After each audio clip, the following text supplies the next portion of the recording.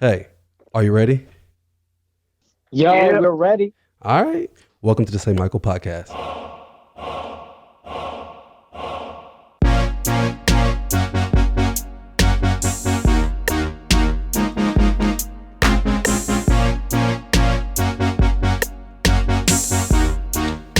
Welcome to the St. Michael podcast, one man's attempt at business, family, and comedy. I'm your host, Miguelito, better said as Michael Agbajan. And yeah, we're here at episode 29. Man, 29. Man, the podcast grows up so fast. But on this episode, I got some special guests for y'all. And on this episode, we're actually bringing in Aaron and Parth of the Barely Joking podcast. But, before I bring him in, I want y'all to understand, Barely Joking podcast is one of my favorite podcasts because A, it's weekly. Second, they're talking about what I love, comedy. And these are really good friends. We do stand-up together. Parth is out there in New York. Aaron's down here in Dallas. So let's give a round of applause to Aaron and Parth. What's up?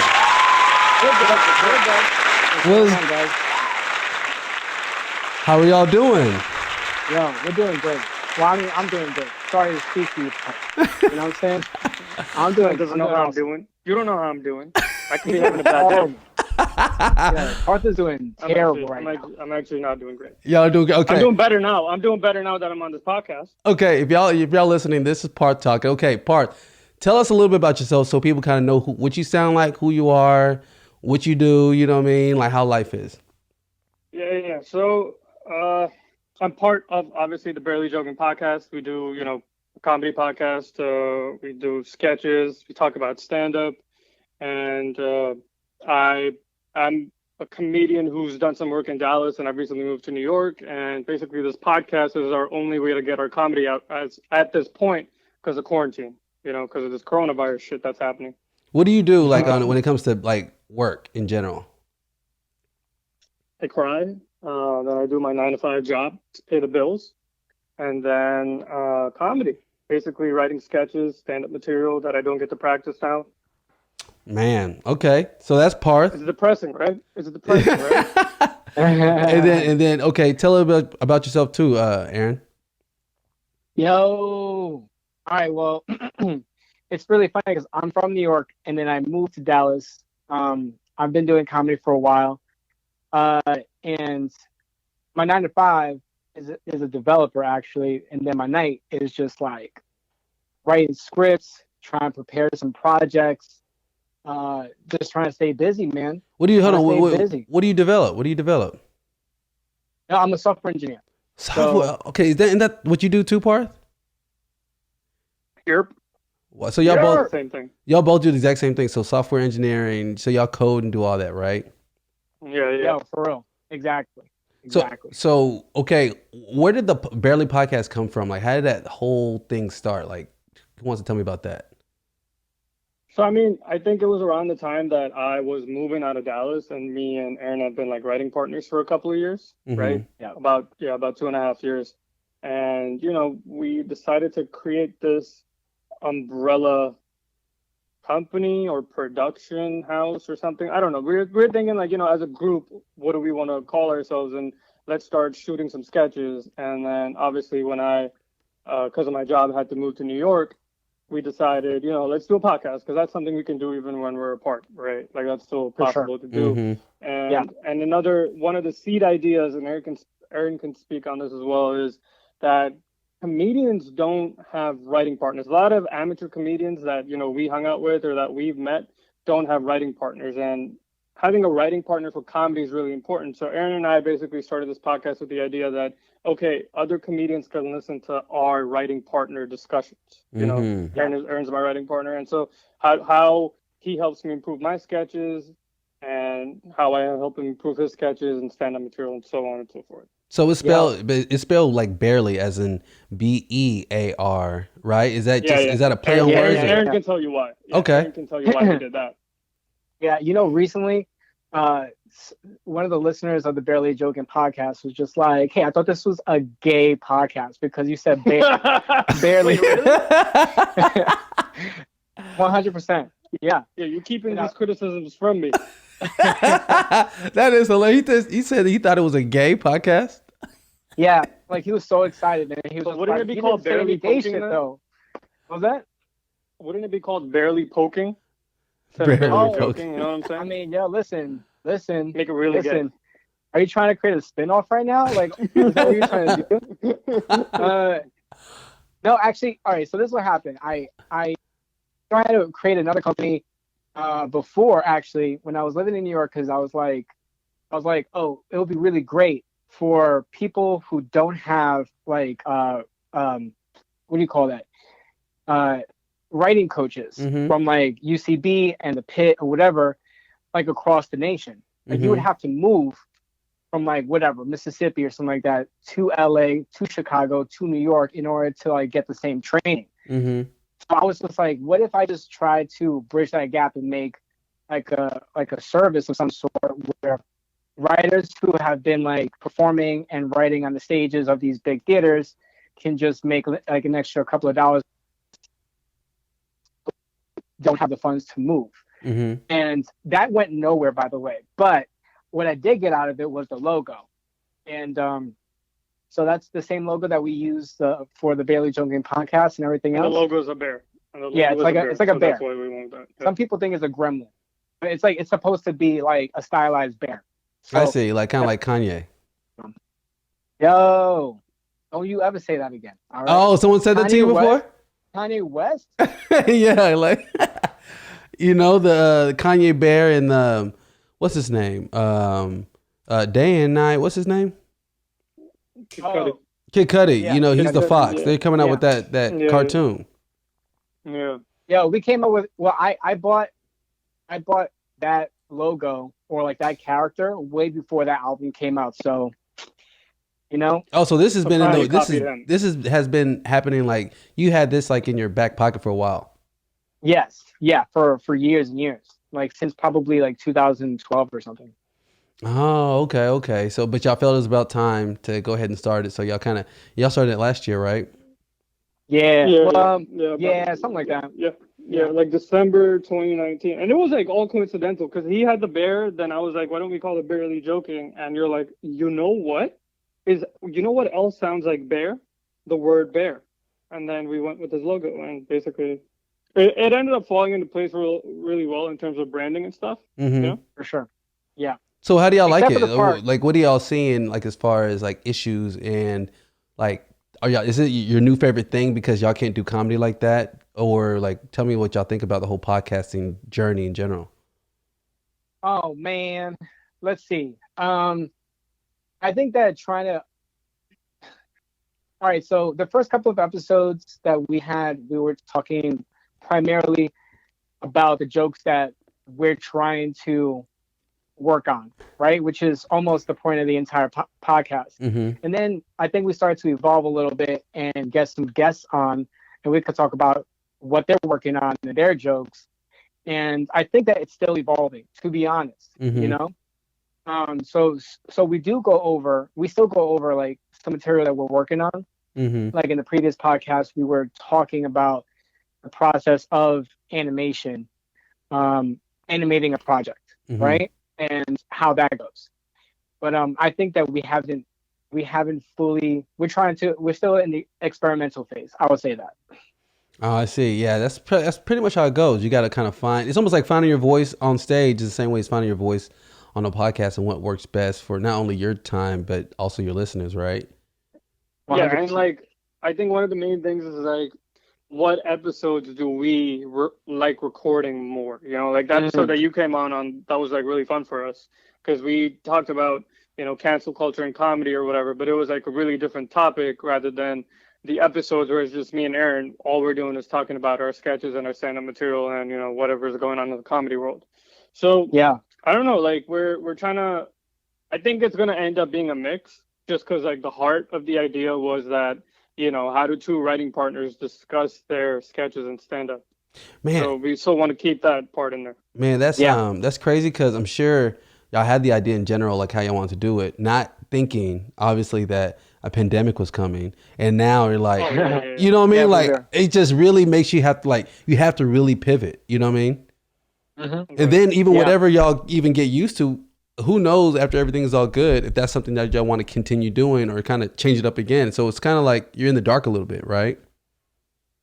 Oh, for sure. Yeah. Yeah, I mean, we're gonna have to just go with the flow here because right now, as we're producing, like an animated sketch show, pretty much, where we are taking a lot of time to make sure that we're doing that right. Mm-hmm. You know, so I think that our approach is always going to constantly evolve. I think we're still going to keep the podcast going. It just might look different a year from now than it does today. Mm-hmm. But it just kind of depends on, you know, what Parth was saying is like, which conversations are we having the most fun with? What conversations do our audience feel like they can listen to for the entire 45 minutes, hour and a half time span that we're talking, you know? Mm-hmm.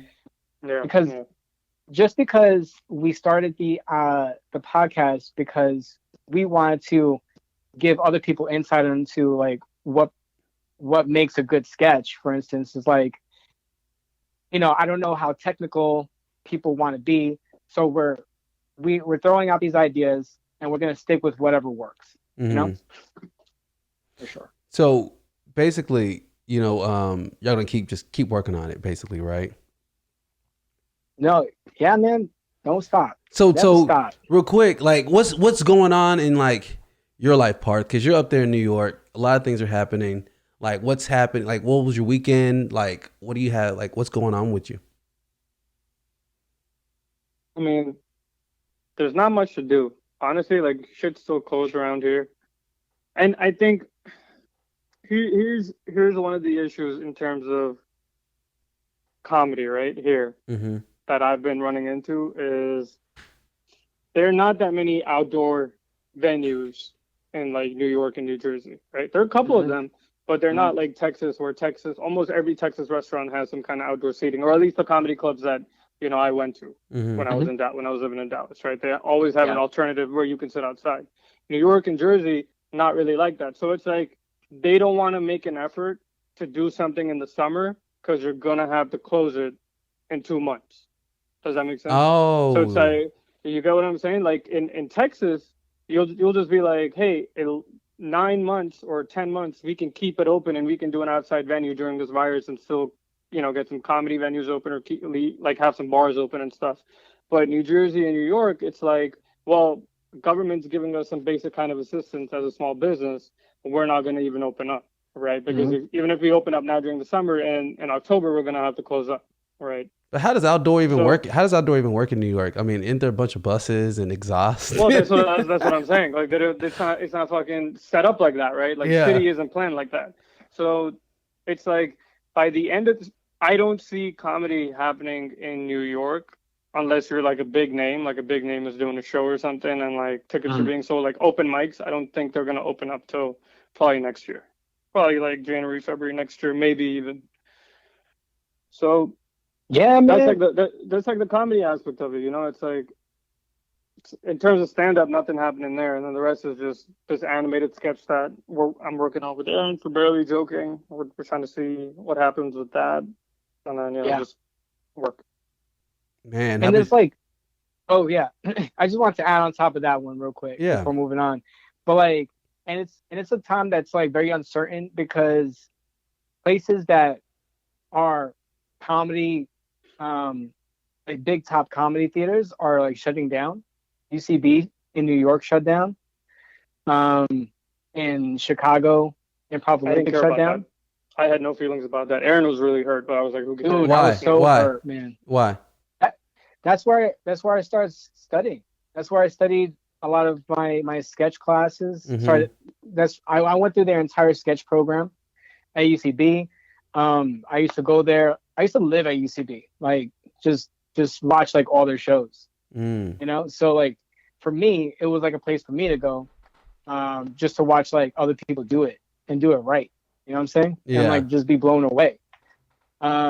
So I got hit really, really hard when they were just like, "Oh no, we're not in business anymore," and I'm just like, "Damn it!" Hey man, if they were good, they would have survived Corona. That's all I know. You know what I'm saying? I don't think anything is really doing that well right now because everything's so, I guess, uncertain, right?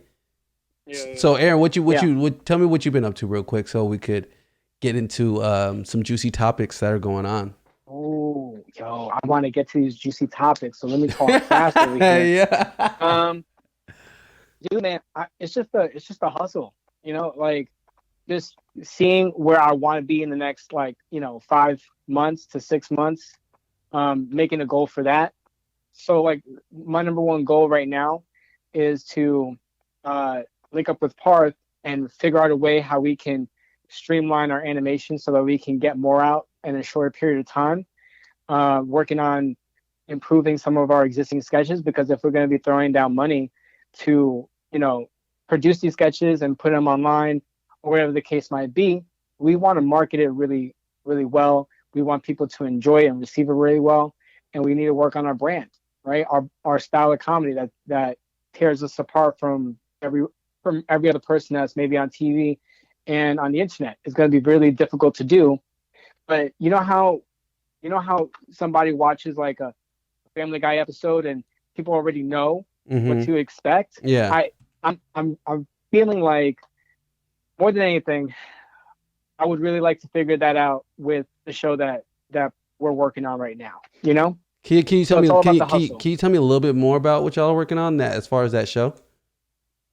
Yo, Parth, you're our lawyer. Or is it top secret? Because I don't want to.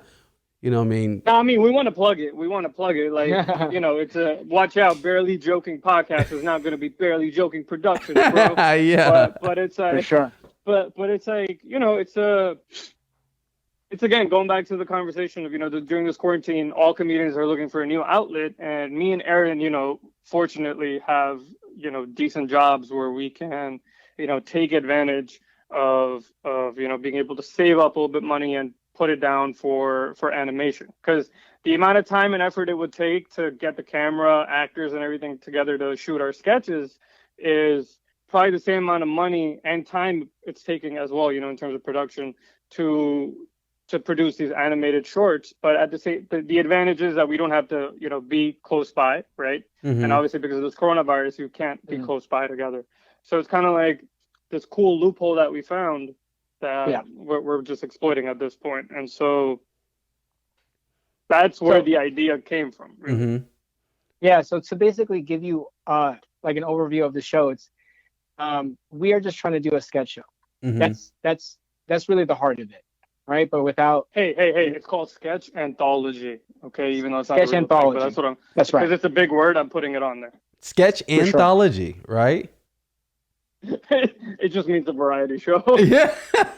But it sounds cool though. You gotta hustle. It sounds deep. Bro. It sounds like a book though, low key.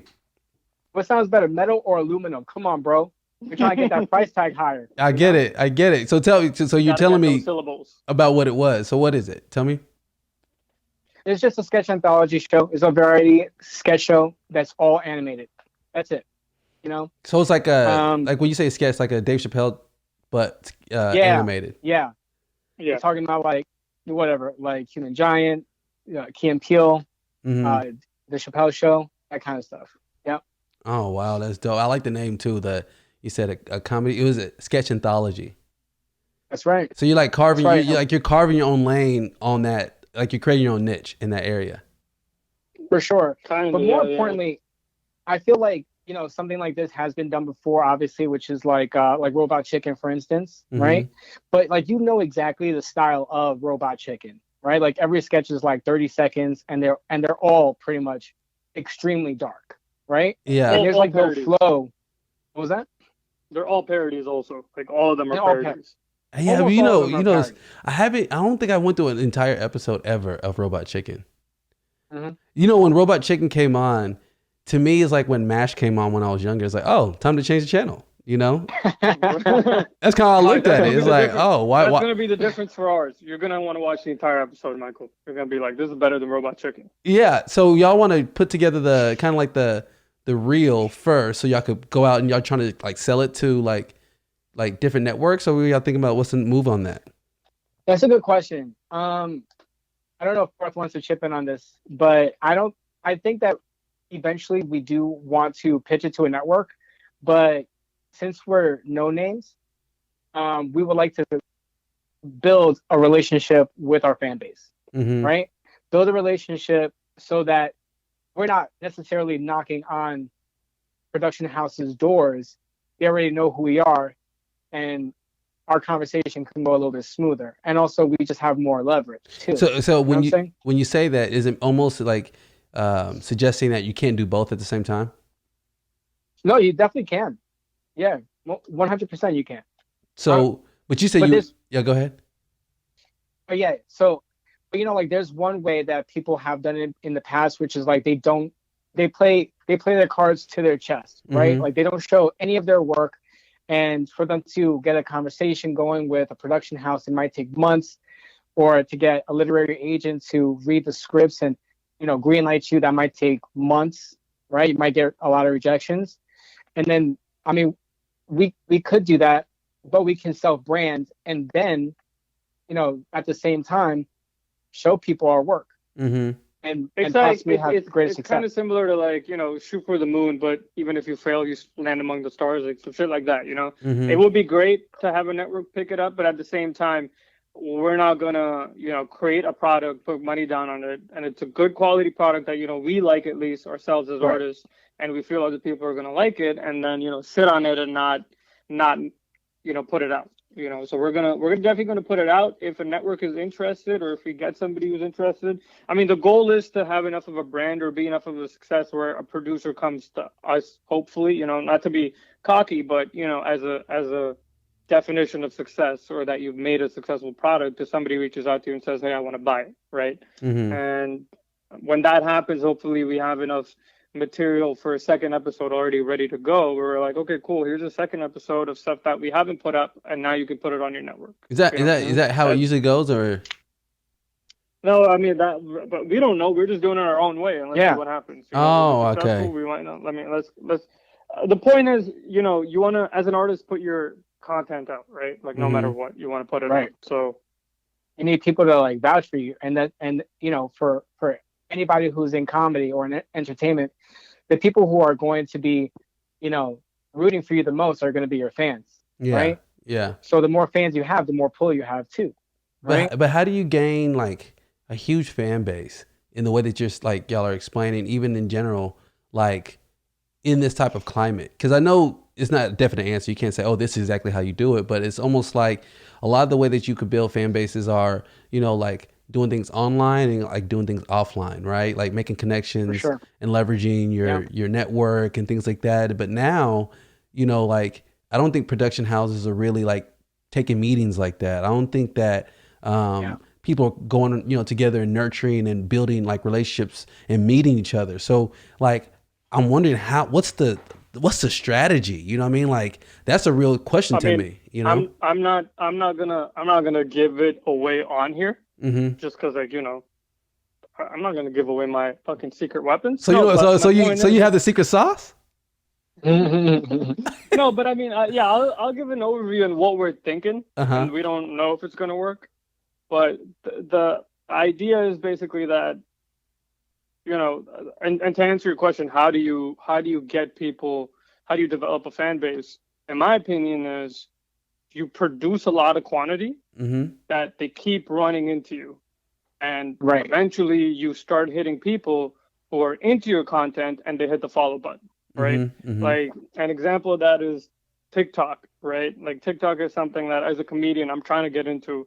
And, I think it's because I'm too old that I can't get with the young people. But the pattern I'm seeing is you see somebody that comes through the algorithm or whatever, same videos by the same person, right?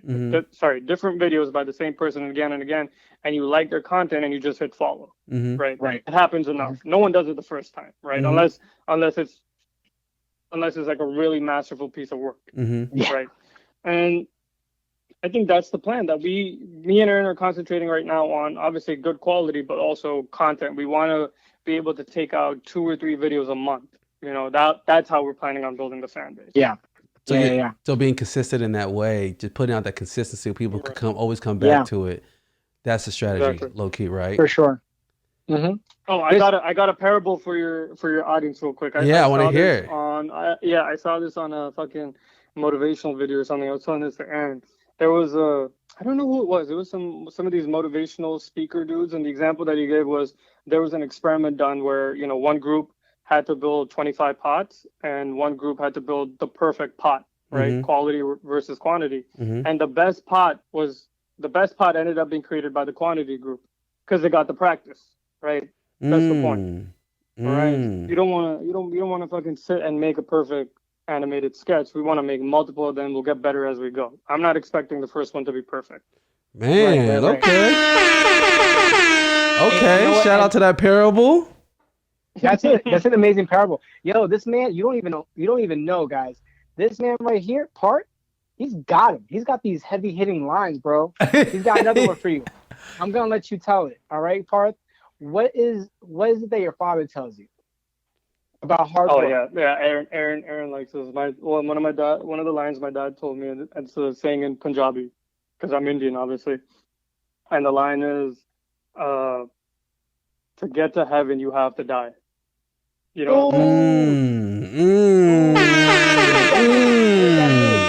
him know, Parth. Let him know. What does that mean? To be successful, you gotta fucking work hard, man. You gotta give that body up. Just kill yourself. Suicide. Damn. Man, how early did he tell you that? I think it's when I couldn't get into med school. Yeah. Oof. So how did that go? I mean, now I'm interested. So when that was happening, I'm guessing that was like a little particularly hard season in your life, right? Yeah, I mean, I don't have a dad anymore, so no, I'm just talking with you. Imagine like that was the last thing you told me. No. Oh, that's funny. Like, imagine if he wasn't even talking about like you working hard to get into med school. He was just like, "I'm trying to get into heaven." Okay, son. It's like, I gotta die. When did he tell you that? When we were on a roller coaster in Six Flags, that's when he decided to drop that bomb on me. Yeah. So what happened with the whole? Were you like you chose a different path when it comes to medicine? Yeah, like, all Indian parents want their kids to be like fucking engineers or doctors or whatever. And like having a good education is a pretty big cultural thing, and I think I won't say Indian people, I'll even say just first generation, immigrants. It's important because they all come to this country for a good education. And so, it was either medicine or engineering or something. So I got a degree in computer science and now I'm a software engineer. So it's not bad. Like, I'm not going to go into a sad tale of, my dad's like, I wanted you to become a surgeon. Yeah, you could then save our village. That's not where I'm going. Yo, I'm telling you right now. That's not where I'm going with this. Yo, I chatted with Parth's dad when he was down here in Dallas. Like, he is so disappointed in his own son right now. He's just like, yo, like, I can't believe that my son is an architect. God. Oh man. But see, I kind of I'm kind of cut from that same type of cloth because my parents, I'm first generation, and all they really knew when they get to America is doctor, lawyer, engineer. That's the only lanes they know of success. It wasn't even business, it wasn't entertainment, it wasn't sports. It was like engineering, business. No, engineering, medicine.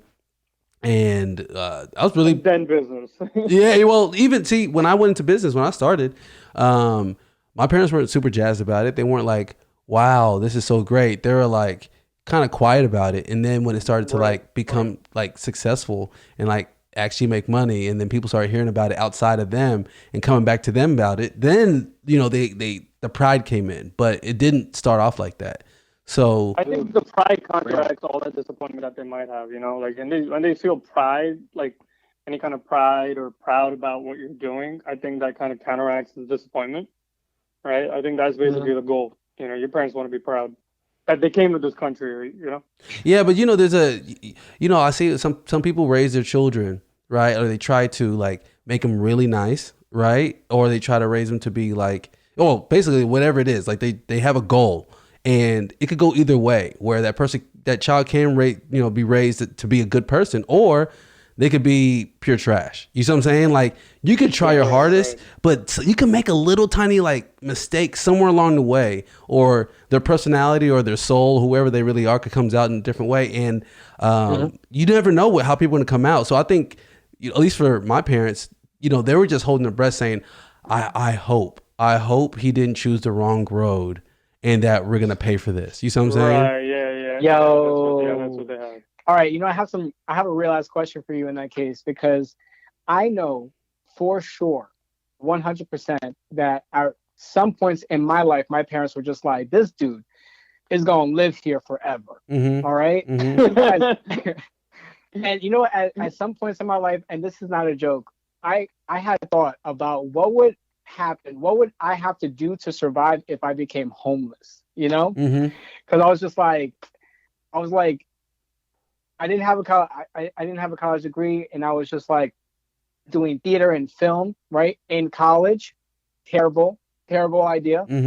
Right? And then I was like working 3 jobs in New York and also trying to do like artistic, stuff too. Hold on. Time out. So in college, you were in the arts and you had 3 jobs.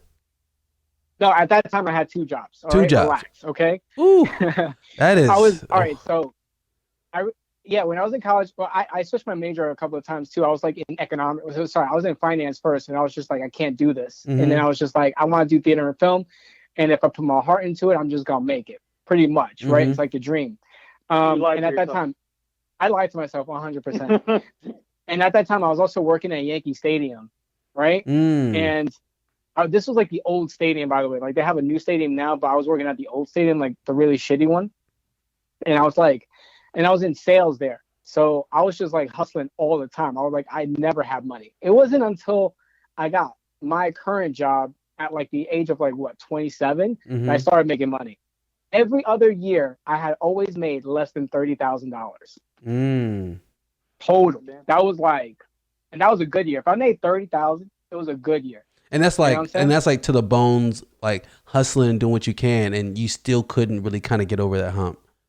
Yeah, because I had 3 jobs, and one of them was like 15 an hour, and then another one was like 20 an hour, and then then like my side hustles, and then I've always been like trying to do something in the arts, so that costs money.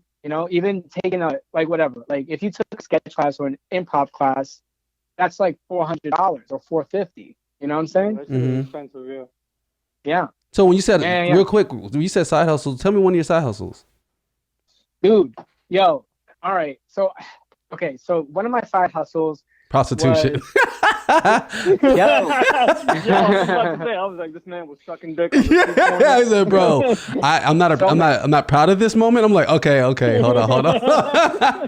Okay, go ahead. What was one of your side hustles? Yeah. Right before I left the Bronx to come here, I was working as a teacher for JavaScript. Right. I was teaching kids in Harlem and the Bronx, HTML, CSS, and JavaScript. At the same time, I was working catering jobs, right, for like these super rich people, right? And it was amazing. A lot of work, but it was amazing because you'll be invited to parties that you would never get to be invited to. Like I've been to Bloomberg's events a couple of times, actually. I would go to the mayor's mansion, right? Whatever, Gracie Mansion or whatever, do some parties over there. I got to see like a lot of Will Smith was he had like an opening for one of his other movies, and then his son was there, like his entire family was there.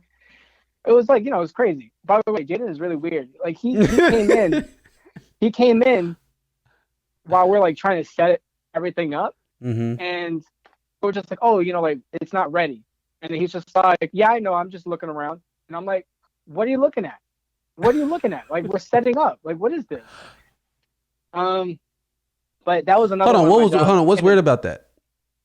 No, man. Like, because there was like food, there was music, there was like like there's a lot of stuff going on, and he wants to see us work. He wants that behind the scenes. What's wrong with that behind the scenes? Right now? Well, no, he wanted to see something that he never has to do, Aaron. Yeah. He wanted to fucking see that. He was like, "No, I'm just looking. What's this thing you're doing right now?" And you're like, "I'm trying to make my money." Boy. Yeah, I'm working. He's like, Oh, okay, cool. Can I post this on my Instagram real quick? Yeah, he's never seen work before, so that was kind of like what was happening. Like, this was amazing, guys. And then one of the jobs that I hated the most, but paid really well, was I used to give those free NYC condoms over to bars all over the city, right? Mm-hmm.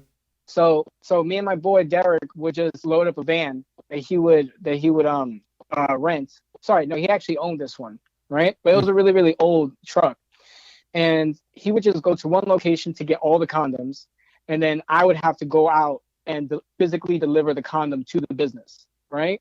And it's free. Like, it's just like all they had to do is just sign up with the NYC Department of Health. But I would have to go into like these like a couple of these places were just like extremely weird. Like, there was this one spot that I went to for delivery that was in a building, right? Which is already weird because I'm like, usually we just go to bars, right? Mm-hmm. But it was in a building. I had to go to like the 12th floor or something like that. I go up there, and guess what it is? It is a BDSM club. Okay. Whoa. Yeah. Hold on. When you went there, was it happening, or was it like a club meant for it, or was like there people in there? Nah. All right. See the action. Have you ever been to like a dispensary before or something like that? It's just like you give them your ID and then they buzz you in. Yeah. Right? Yeah. That's sort of what they did. Right? They were just like, "Who are you?" I'm just like, "I'm here to deliver condoms." And then they're just like, "All right, well, we can't let you in, so just put it down, and then we'll just go get it." And I'm like, "Okay." And all I hear in the background is, "Ah!" What? Right? And then I see like a dude just wearing all leather just come back and be like, "Yo, blah, blah, blah," just talking to like the dude I'm talking to for like 2 seconds. But everything was like gated though. Like, I couldn't. You know why? Do you know why though? Yeah. Because they don't like to reveal their identity. The people who take part in that, it's like secret 100%. Shit. It's like mad secretive shit. See, that opens another question. Is that legal to do all that? I don't know, man. Like swingers parties. How are swingers parties legal? Well, I don't know. A couple saying that I want to be a slut with my significant other, so they're being slutty together. You know, it's like cheating. It's cheating together. No, what I mean is, how can you have if Will Smith and Jada did what they did together though? You know no, not the act of like cheating. I'm talking about, how does it that you have a club called, like Juicy or whatever, and then you have it where you pay, to get into this club. You basically have like beds in the club where they have like sex. Like, is that legal? I feel like it must be legal. Being exchanged. Yeah, because money isn't being exchanged. I feel like it's got to be, because it's like to my knowledge, is like it's not all about the sex. It's about like the environment. You know what I'm saying? Like, it's almost like you're playing dress up, and then you're going in, and then you either get dominated, or whatever the case might be. And not all the time does it have to do with sex at all. And I guess if I had to make a guess here, is that not all the time is sex involved. Therefore, it's not prostitution. It's just an event that you pay for to get in there. No, but the legal definition of prostitution is money has to be exchanged. So if they're going into that club and they're not paying, like they're not paying the person, but they're only paying the house to be like, hey, I'm like the hang out here. Then they're good, because then it's not prostitution. Wow. So there's nothing legal about having like sex, like with strangers in a club that's meant for you to have sex with strangers. No, nothing at all. Yeah, basically. Right. Oh, okay. So that was like you delivered condoms all over. That was one of your side hustles. That was one of the best paying side hustles though, because like what we would do is that we hustled the system. We were supposed to go out every single night without fail, but what we would do is that we would call the clubs and see if they needed any, and if they didn't need any, we didn't make the run, right? Mm-hmm. But we still got paid for that club. Shit. See, that's smart. Dude, you don't get, guys. I can't even talk about everything I've done in New York because I don't want to self-incriminate. You feel me? There's so many side hustles. So the prostitution thing was real. Part. Were you a side hustle type guy too? No. You never. I think. Let me put it to you like this. I don't have any legal side hustles, so I'm just not gonna say anything here. I get that. Yeah, I feel you. So would you consider yourself a hustler or no? Who's that for? Like, Is that for Parth? But you definitely had side hustles, so that would put you in the hustler category. But I'm asking for Parth. Would you consider yourself a yeah, hustler? no, I hustle first. I hustle for things, but I was like, I've always been middle class, so I didn't really have to hustle. So it's like I don't proudly say I hustled my way to a certain point in my life just because I feel bad. Not bad. I don't want to take credit away from actual people who hustled for a living. You know what I'm saying? Like the things that I hustled for were like, you know, how to get free booze in college or shit like that. You know, it's like I don't want to be like, you know, I was hustling for my survival. You know, I wasn't 50 Cent out here. You know what I'm saying? Yeah. Like, Yeah, for real. I was a brown kid in suburban New Jersey during college. I grew up in Canada, and then I think the poorest place, I guess you could say, is I grew up in like Queens, New York, like Jamaica area, right? But why was that? Like, what was the difference in that area? No, the difference in that environment was, you know, you just got to be street smart, right? Right. I was still too young. Like I moved out of there by the time I was 12, 13, right? And so by that time, you know, when you reach the age of hustling, which is, you know, usually your teen years, you know, where you start getting smart about shit, I'd already moved from Queens. So then I'd moved to Canada, and then from there settled in New Jersey. So, you know. What does that do? What does that do when it comes to like, this might be a little bit too deep, but let me go there. What does it do like identity wise? You know what I mean? Like to go to like different places, like main places like Canada, New Jersey, Texas, and then you're kind of still new here, you know, to America, you know. So how does that like? Does that mess with your identity at all, or is it all good? Not my identity. It actually, I think one of the main things that I've gotten out of it is I used to, like, you know, when you're a kid, I used to be upset that, you know, we were moving so much, right? Obviously, because you're leaving your friends behind, and at that age, you know, your friends are like your whole fucking life. But at the same time, now that I look back at it, now that I'm older, like I'm 27 now, and I moved to Texas for 3 or 4 years of my life for work, and I was able to make friends. And I think it's because of those experiences growing up. Like you lose the concept of best friends or being attached to a group of people by the hip for the rest of your life. You know, you realize, okay, you know, if you want to live a fulfilling life, you got to move around and put yourself in different situations. You have to be able to make friends wherever you go. You know, you have to be social wherever you go. So it kind of, I feel like I don't have a crutch that a lot of people have. You know, majority of the people have. I don't have that crutch. And I'm not saying it's bad for them to have that crutch. I'm just saying, you know, it's actually an advantage for me because now I can, you know, go wherever I need to. Now that when I moved here, I started going to comedy clubs in Jersey and New York, and I was like, okay, a lot of my friends have moved away from this area, even though I grew up here, but I need to make friends. So I was able to make a couple of contacts quickly at these comedy clubs. Hey man, what clubs do you hit up? You know, let's exchange phone numbers. I like your comedy. It kind of gives you that confidence to reach out to people easily. So the way you look at the concept of friends is a little bit different than most people, because you're not very attached to basically what you're saying. No, not attached. I am able to find the people that I want to be attached to easily. Does that make sense? Okay. Because of because of your upbringing. Yeah, because like I have 10, 15 friends in Dallas, but the only 2 or 3 that I talk to is like you, Aaron, Logan, right? Like another friend of ours. Like I talked to a few people, and those people are, you know, as far as I'm concerned, are people that I really like, and I can see being lifelong friends with them. I have friends that are in, you know, Canada and Seattle or whatever, like lifelong friends, but I was able to reach out to them because I'm, you know, able to be a little bit more flexible socially. Have either of y'all either had a frenemy before, or do y'all have a current frenemy? Yeah, I do. Oh, you do currently, or you've had frenemy? You heard of the term frenemy? I have. I'm just thinking, because that means that you would not like you don't like somebody, but you're just like, man, I fucking need this dude in my life, so hate it. I don't know. I feel like I may have had frenemies just because it was better to, like, for business or whatever the case might be. But I mean, I can't think of having a frenemy right now though. But I don't have time, right? Yeah, that's true. But Parth, you said you have one, right? Yeah. How do you work that out? Like how he's not even a friend anymore. He's just a fucking enemy. You know, I have enemies. Oh yeah, I got enemies. Okay. Yo, I mean, like, Drake. yo, I got a lot of enemies. enemies. Got a lot of enemies. Hey, What are you saying, Aaron? not for real. I have a lot of people waiting for me and my downfall, and a lot of those people are in my family. Yo, I'm telling you right now, dogs. A lot of those people are my family. Yo, they just like, yo, I went to a Christmas party with my family, right? And one of my cousins, who's like maybe 45 now or something like that, he was just like, who would have known that you would have had a good job and not stayed at your parents' house for the rest of your life?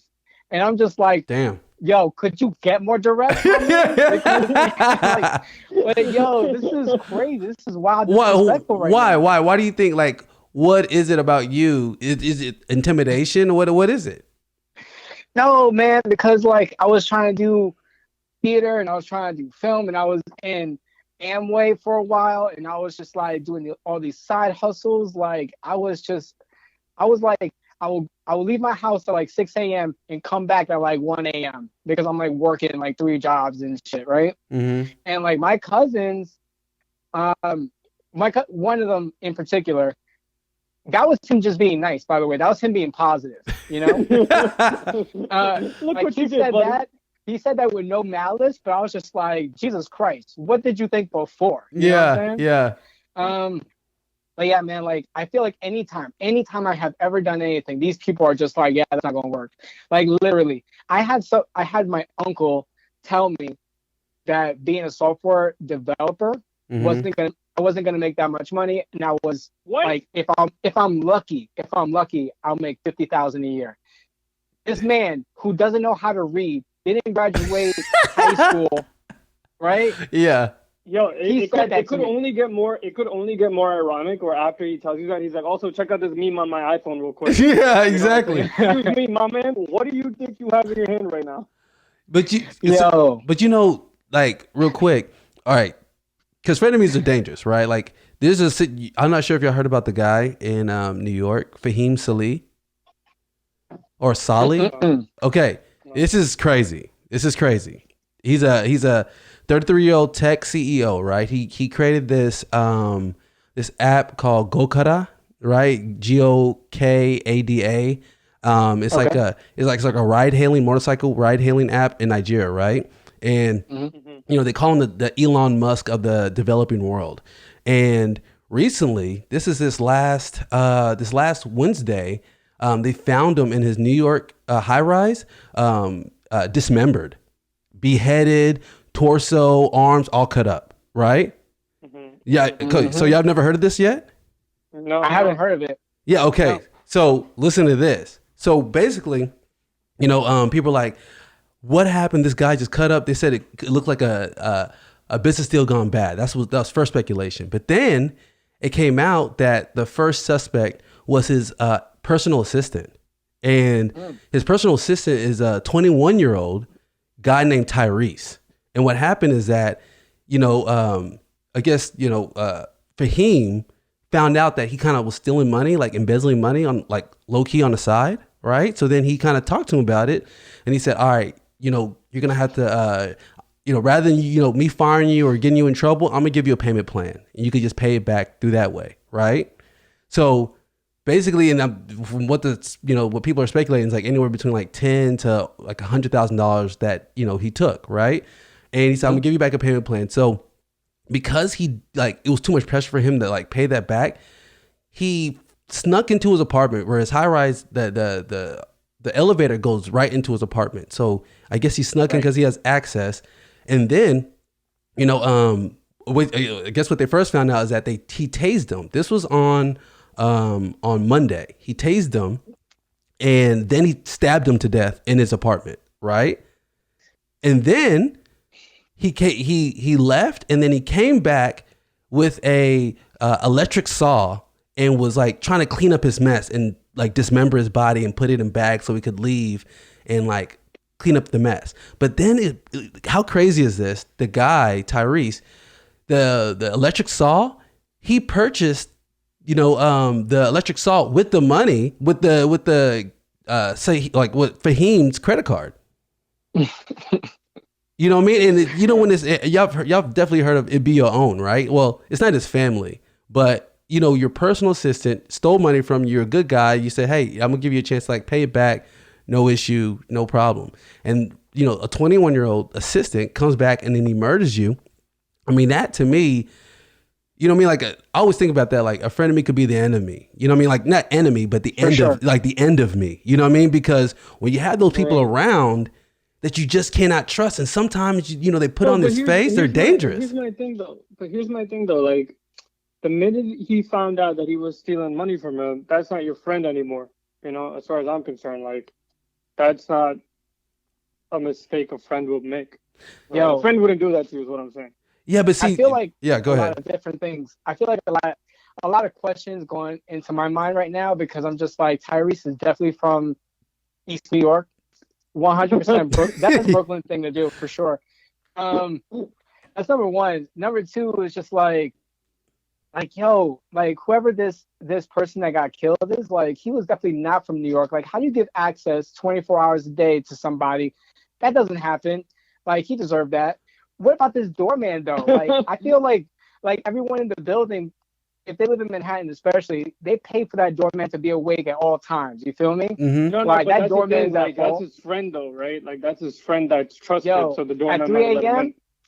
Yo, come on. Yeah, but look, just a little more info, just to kind of give that to you.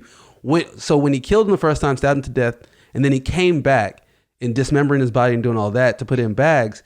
Okay, someone told him that you know the sister hasn't heard from him in a while, so then she came there to check on him. So the sister found him in his apartment, and they said they saw the saw next to, like the electric saw next to the body. The torso was missing, and the head was missing. And then they said it looked like the person wasn't finished. But then when you hear the full story, the guy Tyrese, they said when he was up there, you know, sawing him up, the doorman or whoever it was buzzed. You know, the sister was buzzed in. You know, like the buzz to see like if they could let him in or let her in or whatever. And that's when he's like, oh shit, I gotta go. You know what I mean? And he kind of just took what he had and then hurried up and got out of there and no one saw him. And then the sister came up while he's like going down and she finds his body and it says, look like someone like just left. You know what I mean? So you're telling me this is a common thing in New York? Yeah. Yo, that is a crazy story though. That is a crazy story. Bro, I feel like he must, for someone to just be killed so horrifically, the payment plan had to be more than money. Like, he's just like, on Wednesdays and Thursdays, you gotta charging me too high interest. You feel me? Like with your tongue, you gotta clean my ass. I'm not using toilet paper anymore, all right? You are gonna come over here every single time. Every single time I take a shit, you're going to be there. You feel me? So, you said, so instead of using toilet paper, you got to use your tongue. Yeah, for sure. He's just like, if you steal money from me, you know, this is the payment plan. Take it or leave it because I know you can't afford whatever, $100,000 right now. But it also doesn't make sense. Right? If you pay the person and then you give them a payment plan, you know what I mean? To me, that's backwards. Like, you know, that even makes sense. But they found that through his text message about them going back and forth about the payment plan. And they say, no, he ends up dead. And I'm like, man, like, that's just, to me, it blew my mind when I heard it. I was like, man, the people close to you, that's his assistant. And the guy was so young, 21. I was just tripping off of it. It was nothing I've ever heard before. Michael, you know, Michael's a business owner. So, you know, he came up with like a bunch of contracts for his employees. He's like, yo, 2-year contracts for all of you, then you employees. I'm cleaning house every 2 years. Bro, I'm gonna tell you this. I don't want to make friends here. No, look, this is funny. This is a real true story because you know I have a car wash, right? So, you know, I clean our own vehicle, right? And people are like, Michael, you have car washers. Why don't you have one of your employees do it? I'm like, first off, they're not coming to my crib to clean my car. You know what I mean? They're not gonna find out where I live, where my wife lives, and where my children live, because. Trust me, many times, look, even when I'm trying to get like someone does something, let's say they disrespect the customer or steal or do something crazy. When you try to fire someone, a disgruntled employee, you don't know what the hell they're going to do, bro. Yeah. It's like the scariest thing ever when you have a disgruntled employee because they could be nice to you. They could be all good. But then when you like, let's say, tell them about themselves. Let's say hey, I got feedback from a customer and they said they didn't really like the service. Man, they go off. You're like, oh my God, I'm in danger. You know what I mean? And people always tell me like, Michael, you got to carry a gun on you. And I'm thinking like, nah, but then it gets to a point to where, look, if I'm gonna fire someone, you gotta have security around. You gotta be in a public place because, bro, it's a dangerous thing when someone's upset for reasons upon themselves. Look, the guy, Tyrese, he stole and he murdered him because he stole. What the hell? Yo, man, I'm telling you right now, like Tyrese was just gonna kill him eventually. That's what I think. Because my man steals. This guy is just like listen, I don't want to fire you because you're broke as fuck. So listen, this is how we're gonna get our money back. You're gonna give me, whatever, $200 off of every paycheck, right? And then Tyrese is just like, that's unreasonable, man. How can you be like, yo, that's so unreasonable? I'm gonna murder you. Man, that's crazy, bro. But see, I remember what the interest rate was. I bet there's no interest. I bet he was just trying to do him a favor because that's why I always say like, well, if you have a frenemy or you have someone that you're around that you can't trust, because my little cousin, she came by, she was helping us babysit our boys while we had a garage sale this weekend, right? Which is crazy. Just FYI, made some bread though. But either way, she was talking about how she has a friend who always double crosses her. You know what I mean? Like all the time. But how is that a friend though? Like then you don't call that. I think their word for that is just fucking enemy. It's not a friend. No. So I asked the same thing. How is that a friend? And she was like, oh, because all the things we've been through, we've known each other for so long and this and that. I'm like, you have to learn how to. That's the crutch I'm talking about. That's the fucking crutch I'm talking about. Like people have this crutch of I need to be attached to the hip to this person for the rest of my life because I know them from growing up and they don't want to go through the anxiety of making new friends. I feel like I don't have that attachment. That's what I'm saying. Like that like when you were saying you don't see friendships the same way. No. I see friendships.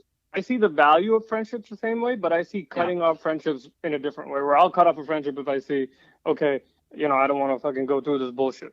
I will never be a Salim, is what I'm saying. So, you talking about Selena? You talking about Selena? No, he's talking about Fahim Salih. Fahim. Oh, my bad. Because that's another friend of me. Yeah, Selena, same way. So, look, it's almost exactly like Selena. You know what I mean? It's like, Jesus Christ. You know what I mean? But you say, like, when you say that, right? Because, you have to be low key kind of savage to just like cut somebody off, let them know what it is. Because most of the time, they're going to play you anyways. When you're trying to say, hey, this is the way I feel, they're going to use that against you if they're not really like for you. So have you been in that? And I'm talking directly on Parth because this is something that kind of you just spoke to. Have you had to be in a position where you got to cut somebody off and you tell them what it is, or you just go ghost? What is it? No, it was like one of my really close friends who actually encouraged me to become a comedian. Right, like he was a really good friend of mine from high school to college, and but he had this, and I don't want to blame it on Indian culture, but I kind of will at this point, where it's like we're all competitive, right? Like if like my group of friends, a lot of the guys were Indian, right? Like New Jersey has a very high Indian population. It's not a big surprise if all your friends end up being fucking Indian if you grew up here. And so I don't know if you've seen the stereotype of oh, I need to make sure my kid is doing better than my neighbor and stuff like that. But that's prominent in the Indian community too. And it apparently was with this dude too, where I remember in my sophomore year in college, I got an internship and he didn't. And he fucking hated me for that. Like in what way? Like when you say he hated me, like what? Like the competition, like, oh, like if I see a friend of mine who has a job, in Amazon and I work at Bank of America, I will be like, oh, I want to reach that level, but I won't hate on my friend. I think the difference is jealousy versus envy, right? Envy is you want to have what they have, so you want to work towards it, where jealousy is you want to take away from them, right? Yeah. And so in this situation, the competitiveness between us reached a point where he was beginning to hate on me for having an internship, and he didn't have one yet. Right? Wow. And he had better grades than me, right? And so I realized that it's not envy anymore. It's not like, oh, like, you crack a few jokes and you pull somebody's leg and you're like, oh, fuck you, man. I can't believe you got it and I didn't get it. Cool. But he wouldn't let it go. Like, we would be playing basketball and I beat him and then he would rage and be like, fuck you, man, because of your internship. And I'm like, what the fuck does that have to Wow, do with this me, is like, crazy. crossing you over? Yeah. You know what I'm saying? Like, what does me crossing you over have to do with me having an internship before you? What Like, does your Like, broken because ankles have to do with my internship? Yeah, exactly. So it kind of made me realize, like, it became a chip on the shoulder, and I'm like, all right, fuck this. So a year or two later, like, I started phasing them out of my life, and now we're not friends anymore. But you feel like that's the way it had to go. Like, you wouldn't have attached yourself to that relationship, even though it wasn't healthy or that the trust wasn't there. No, because like if I can't have you, if we're friends, like I'm not saying I'm a perfect human being. I get envious of my friends, right? But I'm not like, oh, I don't want him to have that because I don't have it. I'm like, oh, he fucking has that, and that motivates me. I'll be like, fuck, I wish I had that. So, okay, if I have a wish, what do? I make it a want, and then a need, and then I work towards that, right? I don't fucking go, I want to take that away from him. Yeah, you don't want to tear them down because of the success. No, like, what? No, I want to reach that level. You know what I'm saying? I feel that. And that also makes you less of a toxic person. Like, a lot of people are like, why aren't things going well in my life? Because you're a fucking toxic person, man. Look around you, son. Man, this is deep, bro. Like, I'm really like, no, that shit's real though. So hold on. Real. So what is your technique, Aaron? Like, what is your technique when it comes, like, because you said these happened in the past and now you don't have time to like even like entertain a frenemy. Like, you basically cut them off if they're not going to work for you. But you have some in your family. So what do you do when it's people in your family? Dude, it's like, you know, you just have to distance. Well, what I've done actually is I've just distanced myself from a lot of members of my family because I don't need that negative energy anyway, right? So, you know, like, you know, between trying to, like, I don't know, juggle jobs and try to like figure out what I want to do with my life, and pursue comedy as a goal, you know, I have always done things with just trying to see if it works and only latch on to people who are for that energy. You feel me? Like, I remember there was one summer that I was just like, yo, I'm going to go to Chicago. I don't have money for it, but I'm going to raise it. Right. And I did like an Indiegogo campaign. And what I was trying to do is I was trying to raise like, I don't know, maybe like $1,500, right? So I can go study for 5 weeks or whatever the case might be for at Improv Olympic and Second City in Chicago. And I didn't have that money, but I set this thing up, this crowdfunding website, and I shared it with my friends and my family, and I was also marketing myself so I can get to that number. And most of the money that I received was not from my family, right? Like, everyone in my family is just like, oh, he's not gonna get $1,500.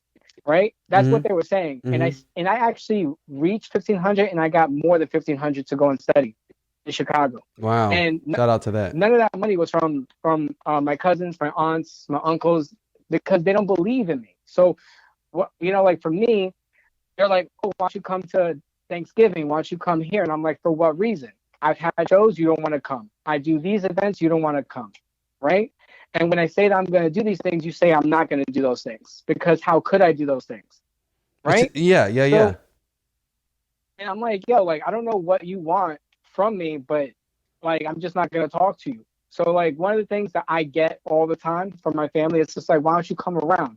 I'm like, but for what reason? Like, you have nothing that I want. You're not a good role model for me. You're not where I want to be. I can't learn anything from you. Why would I spend time with you? You feel me? Yeah. But Like, see, I almost look at it like, you know, this is me. This is how my perspective on it. Not on your situation, but on how it was when it was in my situation, is that, you know, your family, they're not really designed to support you. You see what I'm saying? Like, you know, like, no, for real. Like, you know, they're there because they have to be with you, right? So when you do something that is outside of the realm of what they understand, you know, they're hoping, you know, this is a lot of people, not even outside of your family. They're hoping that you don't do well in it, because that's going to be a reminder to them that just choosing a regular road and doing regular things is not the way they should have went in life. Like, if you enjoy life and you're having success and you're doing things that are out of the ordinary, it just makes them feel so much more ordinary, right? So at the end of the day, when they see that, oh, I want to go do this, which is something that's a little bit risky, they look at it like, are you crazy? You think I'm gonna give you money for that? You know what I mean? And it's because, you know, like they're not really designed to see you in that way. Whereas strangers, like they see you for whoever you say you are, right? And your family, they see you as whoever they think you should be. You know, so when you go in a different direction, it almost like eats at them because you won't take their advice. You don't listen to them. It's like, look, let me do my thing. But since they don't believe in you in that way, you know, you take it personal, or you in essence like hold grudges and anything like that. But see, me personally, if it's something like that, I just change the subject. You know, we don't have to talk about my career. We don't have to talk about what I do. You know what I mean? Let's talk about something else. Sure. And let's have something. Yeah, but you gotta keep it real though. You just gotta be like, yo, haters gonna hate, and y'all are haters, and then you peace out from the family function. You know, bro, they're gonna hate, bro. Even after you die, they're gonna still hate on you. You see what I'm saying? Like, it's just one of the most confusing things. And I'm not saying every member of my family for sure, right? But like, I just don't understand for the people who I don't know, like they want to know how you're doing just to feel more superior in a way. You know what I'm saying? Like, yeah, it's like, how are you doing? Better than me? Fuck you. Like, yo, for sure, it's weird. Like, all right, so my cousin right now, he's trying to be a rapper, right? Yeah. And you know, he's got performances lined up, and his parents, which is like my aunt and uncle, before my mom was trying to support him in his rap career, they were basically just like, you know, like why is he making music? He's just gonna fail at that, blah blah blah. And they weren't going to any of his concerts or whatever, or his performances. My mom goes to one performance after she finds out the first time that he's doing this, and then now they want to go, right? But for what reason? So that you can pretend to be good parents. And I only say that now because I know for sure they're never going to listen to this podcast or anything else I do. So I can talk shit all day. Confidence. You know what I'm saying? Confidence. That's funny. I'm so confident. You know what I'm saying? Man, so imagine you get a call after this podcast and they're like, Aaron, you know, we fucked up a lot as aunts and uncles.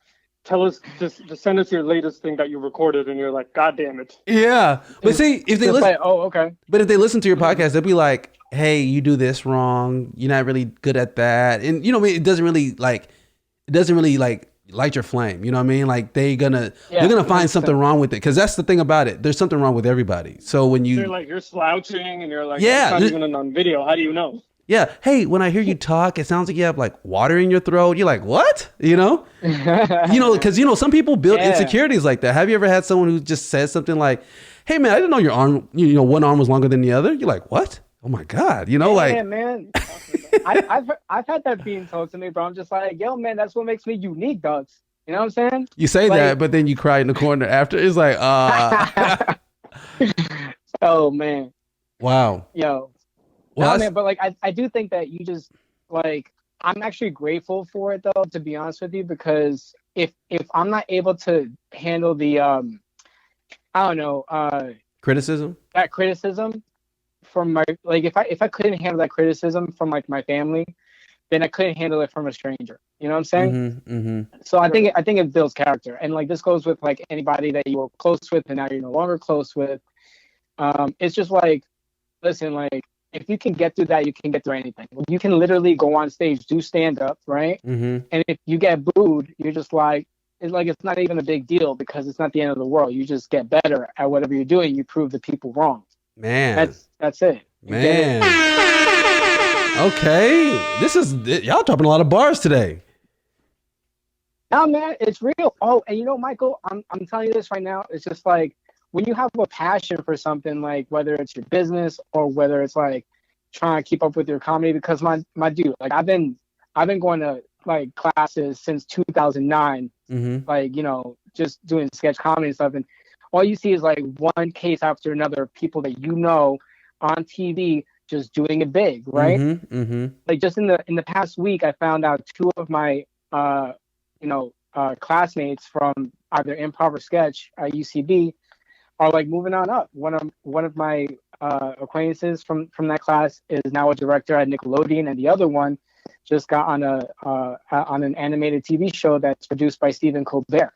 Right? Like it is literally about, not really about how much talent you have per se, but like how much are you willing to put yourself out there until your time has come, you know? That's true. And like, if you are just caught in the negative, if you really are caught in the negative, you're not going to progress, bro. You feel me? Like, it's just not. Facts. So you have to be positive. You got to believe in yourself.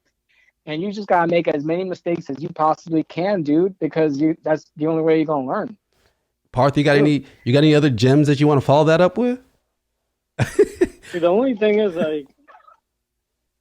like when it says positive thinking, I just got to correct only one portion of it.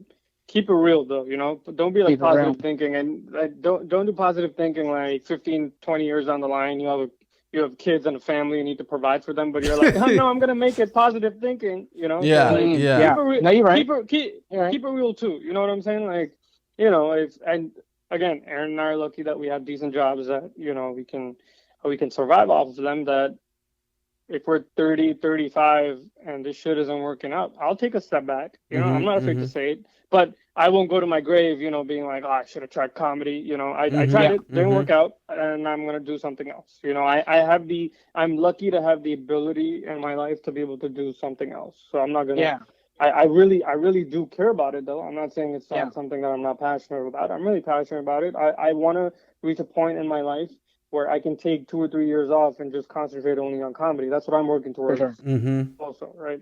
And so, but if it doesn't work out, I'm going to be real with myself and be like, okay, you know, I have other things to do. I need to start a family. I have, you know, responsibilities to my parents and stuff like that, you know. So I'm going to try that too. So, and I just want to add one more point though. It's just like, just because you are good at something doesn't mean that you're going to get paid to do it at a Hollywood level or anything like that. But it's but like just being good at something, you know, like an art of yours, you can do it just because it's the passion. You know what I'm saying? Just for passion, you can do it. You could be good at it. And just like, I spoke to Sharna Halpern a couple of years ago in Chicago. And one of the things that she told me was like, if you're trying to get into comedy to make money and to get on to SNL and blah, blah, blah, it's just like, just don't do it at all. Right? Which I found to be really, really weird, because I'm sure most people go to her theater or, you know, Improv Olympic for that reason entirely. Yo, right? I'm gonna announce my retirement right now. I'm just been doing comedy. I was doing for all the wrong reasons apparently. Yo, no, she would tell you that though. She would for sure. If she did though, I would be like, you're a little bit full of shit. You know what I'm saying? Because if I went in a time machine 50, I don't know how old this lady is, but 10, 15 years ago when she was 20, 25 coming into comedy and they're like, why are you doing this? I want to be on SNL and famous. I'd be like, bitch, you didn't make it, so now you're being a hypocrite. You know what I'm saying? But you have to be real though. Because the only people who give you that advice are people who, you know what's that saying? Those who can't do teach. It's always the teachers who'll be giving you that advice. You know what I'm saying? Like, okay, I'll tell you this much, right? Like, I don't know how much of it is BS or not, because like, I understand that you just do, like, sometimes you can turn your passion into a profession. Not all the time can you do it, but if you're lucky, you can. Right? I agree with the sentiment behind that statement, but I don't agree with the exact phrasing of don't do it for money and don't do it for success. Excuse me. Everything I do in my life is for success. Otherwise, I don't do it. Right? That's the whole point of life, to be successful at the things you want to pursue. And if the definition of success in our field of comedy means, you know, being on a successful TV show, what is wrong with that? Well, that doesn't corrupt your fucking endeavors. No, of course not. I mean, it's nothing. Like, there's nothing bad about it. I'm just saying that it's like you could literally be good at it and never make money from it. You could, you could be in that. You could fit in that category, and you can still have the respect from peers of yours that you also respect. Question is that possible though? Is it possible to be good at something, but then not be compensated for it because no one wants? It's called a teacher. Yeah, it's a teacher. Pretty much, that's like, because they're good at it, but they just haven't. Because, you know, you have to understand that it's in Hollywood or whatever. It feels like it's a lot of luck and a little bit of like who you know and whatever the case might be, or mostly who you know and luck, right? Because there's a lot of people that I have as contacts that have like a one hit show and then like never made it again, right? Like they never had like another hit show.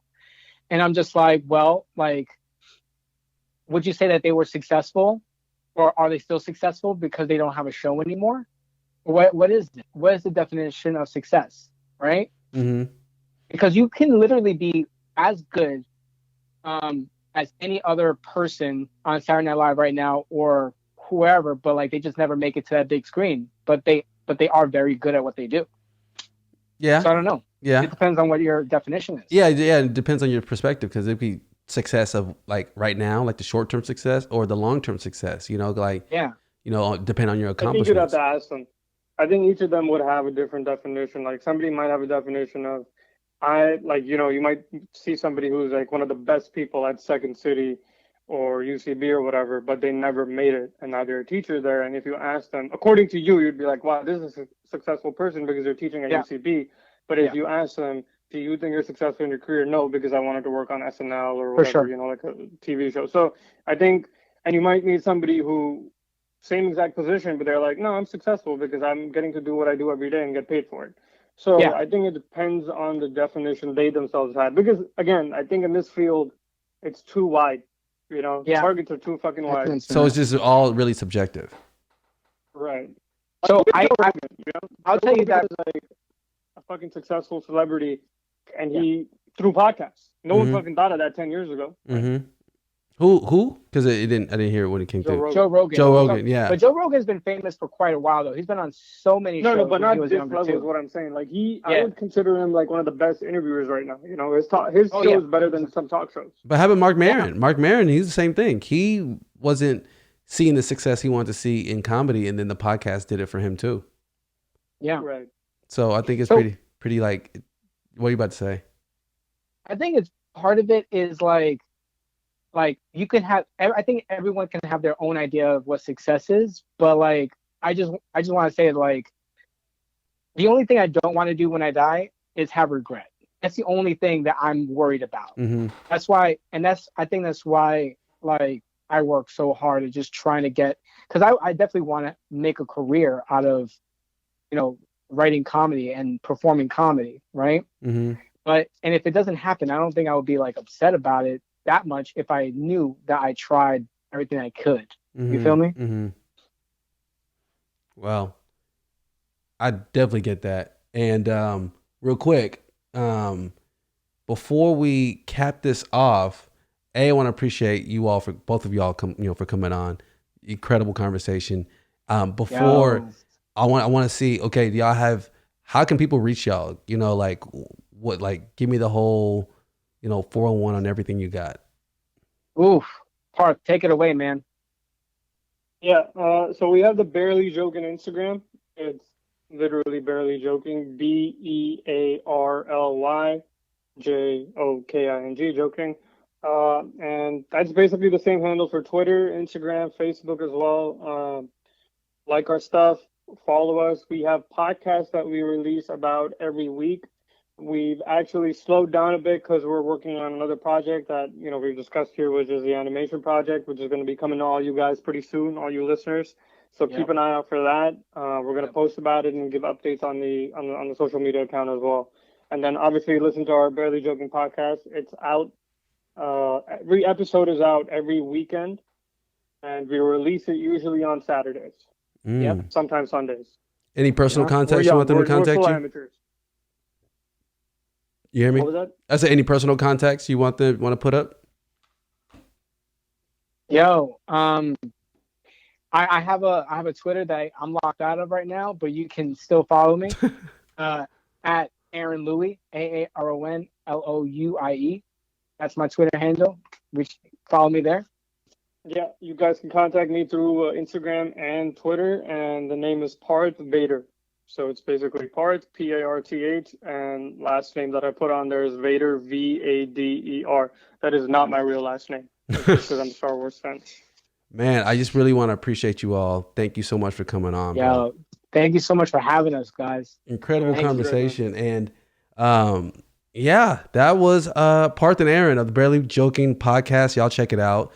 What y'all are about to hear next, as you always know, is a great conversation with me, myself, and Bly. And I really appreciate y'all for listening. See y'all later. Peace out. Hello. What up? How are you? I'm here. You here? Mentally, physically, I'm here. Are you really here? I am. How are you? I never ask you. How you doing? how you doing? How am I doing? I'm doing all right. You doing all right? Yeah, I'm doing all right. You know, lots on my mind about trying to find the necessary like motivation to like get certain big things done. Yeah, you got a lot of big things on your plate. Yeah, I do. And trying to figure out like which one goes first. Yeah. Everything. Which one's more important? Everything. Yeah. It makes you think like, what are your priorities at, you know? But see, the weird thing, like I was telling you, is that, you know, a lot of times when I feel a certain type of way, I want to feel it and then let it pass and not talk about it and not, you know, just let that moment pass. But then I also feel kind of obligated to get it out, to think it through. Right. You know what I mean? And that's a kind of balancing act of mine. Yeah. But, you know. That's important, though, to talk about what you're feeling, get it out to get through it instead of holding it in like me and don't talk about it and don't get through it. but see, talking about it, let's say too much. Yeah. Could be like exhausting. No, you're right. You know, so you have to like be very mindful of like how often you talk about the same thing. You know? Right. So I try not to talk about, you know, the same type of feelings I have about something because I feel like, you know, it's just going to take time to pass. Yeah. You know what I mean? Because, you know, you could have come with the unreasonable like expectation that you're always going to be happy about something or you're always going to be inspired and motivated about something. But then impossible. It's impossible. Yeah. So when you're not like inspired or motivated or something like that, you know, I don't take it personally, but then I always figure out like, all right, how long is this going to last? Yeah, exactly. You know what I mean? Like, it's going to be a few hours or it's going to be a few days. Man. And in the meantime, you know, catch up on good naps. That's so funny. Things like that, you know? So that's where I'm at right now. It's kind of like, I'm a little bit like slightly jaded. Yeah. Like under the weather a little bit. Yeah. But see, it has partly to do with the weather because yesterday and today, rain in the forecast, and every time it rains, you know, business kind of, you know, it's kind of like, you know, unpredictable. Yeah. So that's kind of a little bit of it too, you know. So basically, it could be weather. Yeah. You know, weather depression. Well, we know that plays a part of it. I mean, part in it. Yeah, you know, they said that, you know, to mention depression, they said the tropical depression. You saw that? I was like, what the hell's that? Oh, no, I never. Yeah. Were you talking about like an actual storm? Yeah, it said tropical depression on its way. I was like, So, my God, they already know. Yeah. When it rains, it pours, man. For real. But are you feeling good? Yeah, I'm feeling good. I mean, this week, I know it's just Wednesday, but damn. This week has been rough for me at work. Why? Well, business is starting to slow down, which is good. We could use a break. But I've been extremely moody because I feed off of people's emotions. So my client, not my clients, but clients who come into our store have been extremely rude, assholes. And so it's turning me into like an asshole at work. And so even my you're being like a smart ass back. Yeah. But you're trying not to be. I'm trying not to be, but I cannot help myself. Yeah. And this mask is not helping because I'm like, I'm doing all kind of facial expressions under that mask and cursing people out, you know, in their face without them even knowing. Yeah.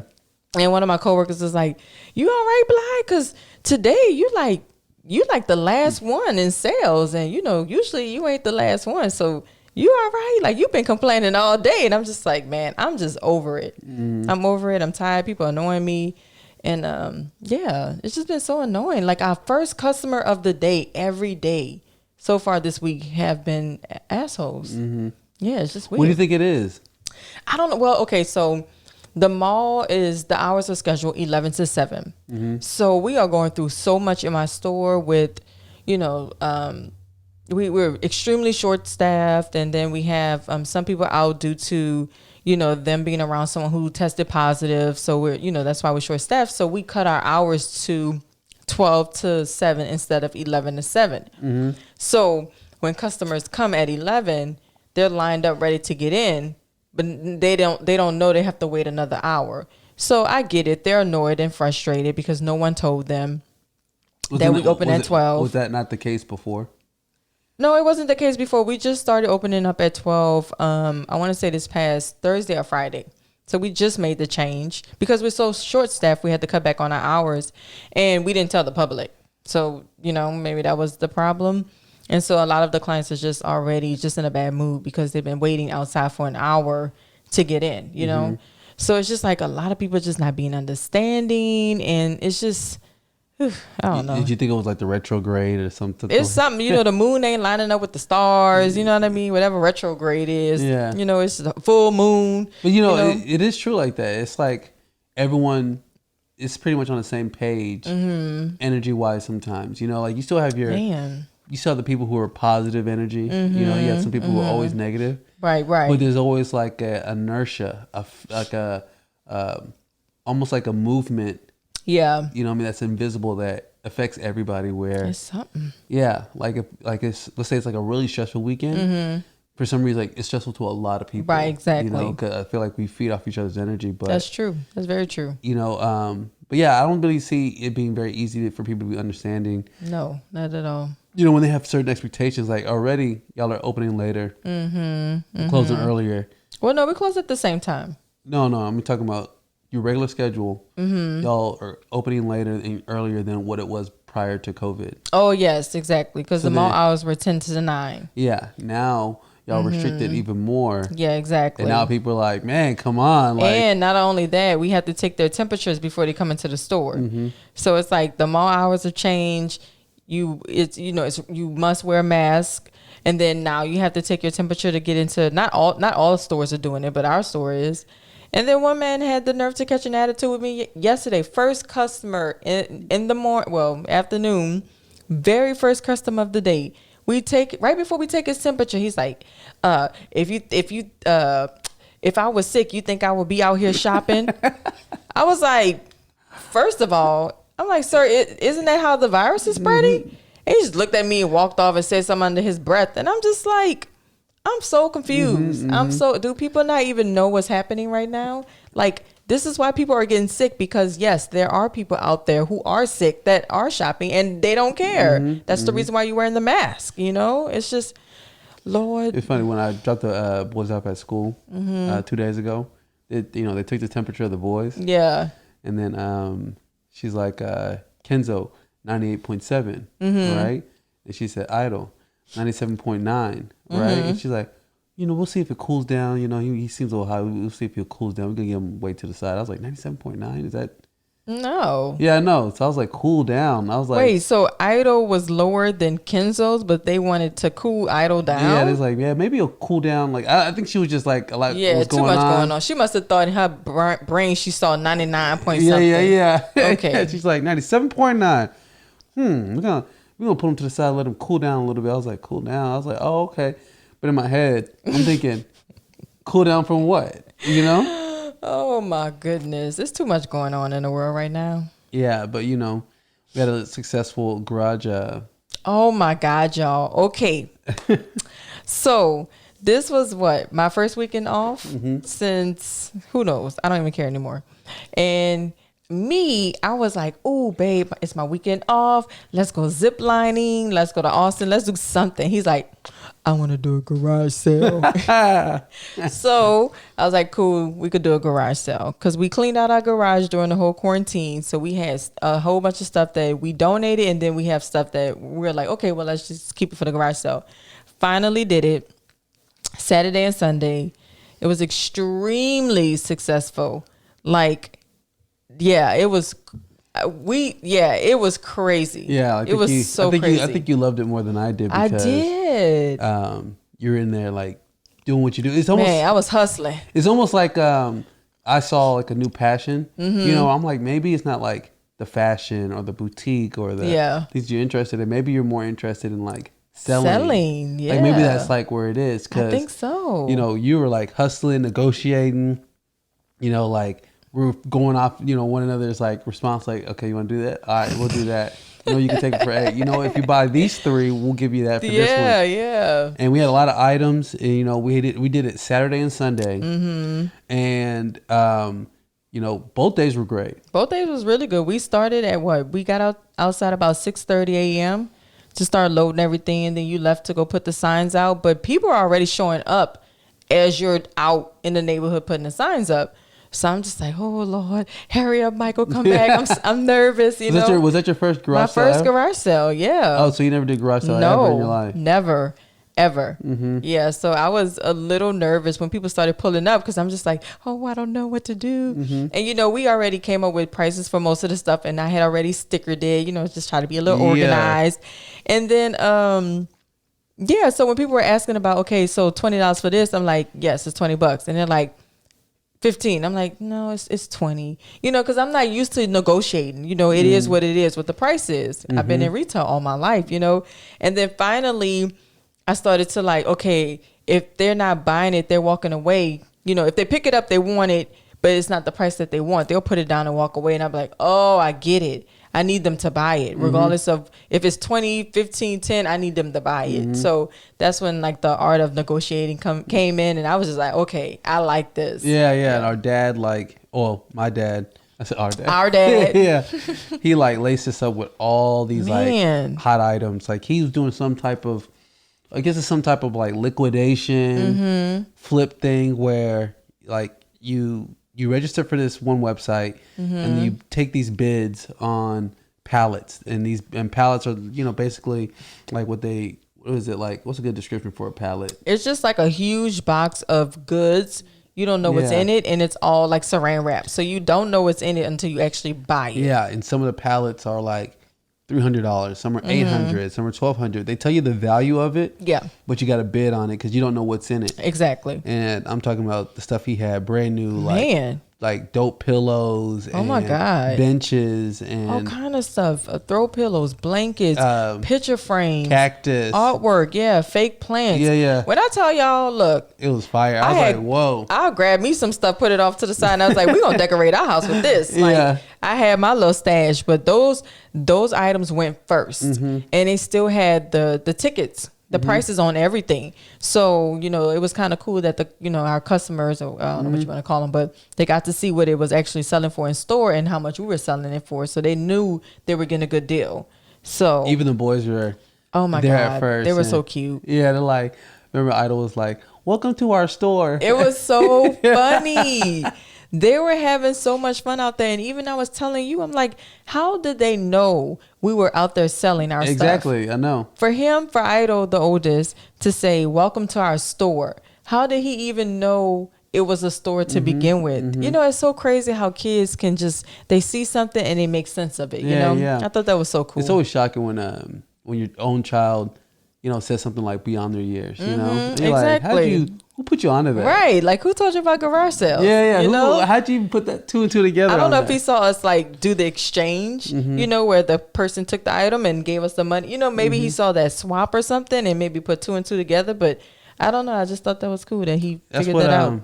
That's what my mom is excited for the most, though. Yeah. Which is like, because she wants to put him behind the register. I know she does. Because he's a lot like myself. And I was like that. I think it had been somewhere around like first grade to like third grade is when I started getting behind the register. And like she said, when it came to like, she's like, oh, when your sister would talk, I would get worried. But when you talk, I already know you're gonna say something that needs to be said, you know. Man. And and when Idol was out there, you know, because Kenzo, you know, he's playing around having this time, but you know, Idol was like welcoming people, getting people's names. Yeah, it was so funny. Yeah, and like showing people stuff like, you want this? Yeah, you want that? it was like, so wow. funny. Oh my goodness. And it's funny that you talk about like your mom saying that the boys are going to be working at the store when they get older. But it's funny, you and I even said it, that Idol, he would be the one that would negotiate. Whereas Kenzo, the youngest, is like, the price, it is what it is. Like, I'm not negotiating. Yeah, he doesn't have emotions. No. When it comes to like hurting your feelings on a price. You're like, can you do it for this? You're like, no. I can't. Like, he don't even understand. It's either yes or no. It's not black or white. I mean, it's not gray. It's either black or white. That's it. Yeah, and I can see that both of them bringing their qualities to it. You know, so Yeah, look forward to that because, you know, we saw a little. That was our first moment of seeing, like, his interest in things that were like somewhat adult, you know? Right. But then after a while, we're like, hey, y'all need to, like, we need a babysitter. Yeah, like we had Omo, our cousin. Hey, Omo. To come watch them, and she had there super late, and I was just like, look, you need to come get these boys because it's too much. Man, they were ringing the neighbors' doorbells, running all over people's grass. I was like, okay, all right, call Omo. We need you right now. Yeah, we need you. Come watch these boys. Yeah, when I hit her, I was like, hey. She's like, I'm on my way. I was like, all right. And I hung up. That was it. That's all we needed. I'm on my way. Thank you. You already know why we calling you. Yeah, like you already know. This is too much already. Man. That was Saturday though, right? That was Saturday. And then Sunday the boys were with their parents. But the way it ended was kind of like the grand finale. So we were selling like our old king size bed. We were selling like an old sofa. And we were selling a rug and a rocking chair. So these were like the biggest items that we had that were like the high price point items. And it was pretty much the last items, left. But we had a couple and their daughter come, and literally they purchased the bed, the rocking chair, everything, the sofa, and the rug. And it was the last stuff we had. When I say last stuff, I'm talking about we're packing everything into the garage. We're like done. It's the end of Sunday, and we're about to go back out to go get the couch, the rocking chair, the rug. We're like, man, we got to put this back in the house. Drag it back in the house. We even took a picture of the couch because we said we were gonna put it on Let Go or Craigslist or something. And then next, like we make them an offer on it, and they're like, "I will take it all." I was like, "Wow, man!" And I was like, the end. And the I was like, very end. I was like, "Thank God." I mean, mostly because I didn't feel like dragging that stuff back in the house, so. But I was like, wow, this was like such a cool weekend. I never knew garage sales could be that fun. Yeah, I've always enjoyed it. So we made some pretty good bread. We made some bread. I wonder if you should be specific or no. No, we don't want y'all in our business. We don't need y'all in our business. Oh, look. Man. Yeah, well.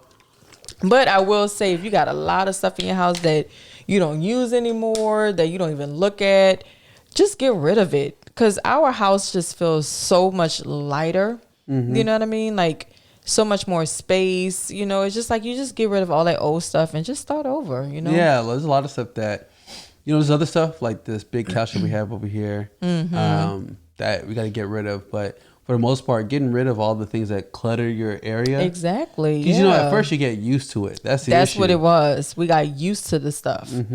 I mean, it was stuff that I hadn't seen since like college. I mean, shoes I haven't seen since before college. We had stuff in the attic that I didn't even know was up there. Yeah. Like if we were to move today, I would never say, "Oh, don't forget about the stuff in the attic." I completely forgot it was up there. So for us to get rid of it, I mean, it's not anything that we were, using or anything we missed out on. You know what I mean? Yeah, and there's some moments though, like we feel like, one of our Christmas trees. Oh, someone should have got that. That was a hot deal. I was upset. Then we had the original Xbox, with 2 controllers. I'm like, who's gonna hop on this deal? Nobody got that. No one got that. And I had a guest watch, a gold guest watch. Nobody, and I was selling it for $5, y'all. Yeah, a gold guest watch for $5. Nobody wanted to buy it. I'm like, y'all don't know what guest is? And I had a couple of Bessie Johnson watches. I'm like, people don't really know what this is. That one didn't sell? No. A black Bessie Johnson watch. And I had like a leopard print gold Bessie. I mean, these are nice watches that I bought when, Bessie Johnson was hot back then. People still shop at Guess, right? I mean, that watch is like $100 or something, and nobody wanted to buy it. I was like, it broke my heart a little. I know. Then we had a hater come on. I was selling these iPads, and the iPads, I'm not sure, but one of them needed to be hooked into iTunes. And then the guys were like, "Hey, we'll buy those iPads, both of them." And they already put the cash out. Then the guy was like, the hater. Yeah, he was looking at something else, and then he's like, "You buying those iPads?" And then they're like, "Yeah." They looked at it and said, "Oh, cause I work for Apple support, and you probably don't want to buy that because, you're gonna have to unlock it. You're gonna have to get this code. You have to do this." And then next, you see them like putting the money back in their pocket, and I'm just like, The whole time I'm just quiet. And then they're like, oh man, you have iTunes so we could put it together right now? I was like, oh, I don't have that. And they're like, oh man, nah. And the guy who like hated on me, he was like, he's like, all right, man, thank y'all for everything, because he bought something. Bought some clothes and shoes for his mom. Yeah, and then they're like left, and these guys just took what they took and they just left. But then you're like, I was like, did you see that? And she was like, yeah. Did he like stop them from buying? I'm like, yeah, straight up, 100%. Yeah, and then you're like, don't worry about it. Someone's gonna come back anyways and get it. And then like, and sure enough, they came and bought both. Yeah, they bought both. Yeah. I was like, because in my head, I'm like, this is a hot item. Right, exactly. Who don't want to buy two, really nice iPads? Right. And then like, that girl, she came with her parents and she's like, oh, we get these for this much? Right. What? I was like, yeah. And then they took it and they said, we'll buy both. Even when they said, we're going to get those too. I was like, all right, are you sure? And they're like, yeah. But they didn't seem sure. Yeah. And then like some people were looking around. They started looking at the iPad. She looked at me like, hey. Yeah, exactly. That's mine. That's just throwing that out there. I was like, oh, okay. So funny. People were kind of getting a little territorial with some of those pieces too. If you look at it, you better take it with you while you shop. Don't let it sit there because somebody else going to pick it up, which it happened with the plates. Mm-hmm. She was looking like, oh, no, I want to get it. I ain't say nothing. I was just like, you ain't paid me for it, so technically it ain't yours. And the other guy was like, yep, I want this. He's like picking up all her stuff. I'm just like. Yeah, even the picture. Yeah. She's like, I really like that picture. Yeah, and one lady walked up, picked it up, gave us the money, and walked away. Yeah, just walked. I was like, yep. And she looked at her, she turned around, she's like, oh, it's gone. Yeah, they don't have the picture anymore. I was like, she just got it. Yeah, exactly. Don't wait, because these are one of a kind hot items. Won't last for long. Yeah. That was really cool. That was great. It makes you want to go into like flipping things, right? Yeah, I was like, man, we should do those. Because there's a TV show where you can bid on those. What are those things called? Where people not shelters. Where you go, you pay. Oh, those storage. The storage units, yeah, because they have that TV show where you go and bid on it, and then whatever's in it is yours. And people be finding like some really cool stuff in there too, So I was like, we should do that for a living. But it made me also think of, like, that's how thrift stores start, right? Yeah. Like I'm like, if we had a little 1,000 square foot, 1,500 square foot, super organized spot where we just sold items pretty much that are like either thrifted to us or that we found a good deal. I'm like, that to me is a scalable business. Like after time, that 1,000 square foot spot is going to turn into like a 1,500 square foot and then a 5,000 square foot. This is going to be one of those warehouse type situations where everyone goes to that. Because I'm like, how does a thrift store lose? That's true. There's no way. Very true. Yeah, because all of the stuff, or most, if not all, are donated. And then you just reselling it. Yeah, you're just reselling. And then on top of that, like everything is at is below wholesale. Yeah, exactly. You know what I mean? When you're buying something way below wholesale, you put it out there like a couch. Like for example, let's say it's like a what's that furniture store that just went out of business. You know what I'm talking about? I don't want to say Pottery Barn. It's not Pottery Barn. Let's just say Pottery Barn. Pier 1. No, not Pier 1. No? There's another one. Z Gallery. Oh, Z Gallery. Bankruptcy. Yeah. They didn't go out of business, but they and FY, that Z Gallery that's over there at Knox and Henderson. Yeah. They're empty. Really? Yeah, completely empty. There was one by Galleria. It's gone too. Yeah, they're empty. They were the last ones that were like open. Oh, really? Saying that they're gonna push through, and they're like done. Z Gallery was expensive anyway. Yeah, but let's say Z Gallery on a deal, like something that's $1,000 for like a painting. Yeah, would be like, $200 if you buy it from somebody from a garage sale.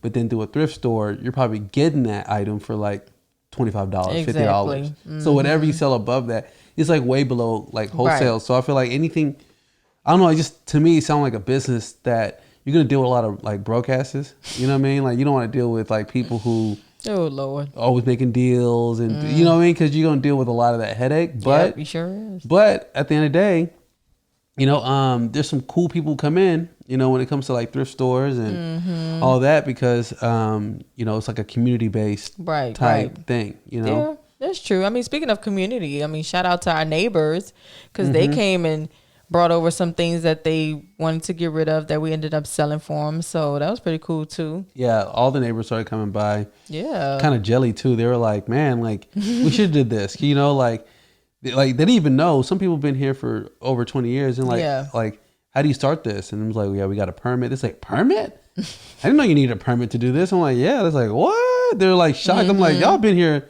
longer and y'all are 2 times older. How you not know that? You know? See, your mom, she made the funniest joke. She was like, no, they just want to make sure you got a permit. They know you need a permit. They just want to make sure you know you need a permit. Because if you didn't have a permit, yeah, we would have had some police officers coming by. We're over here talking about, oh, we're going to do it again next week. Then, you know, we're like, nah.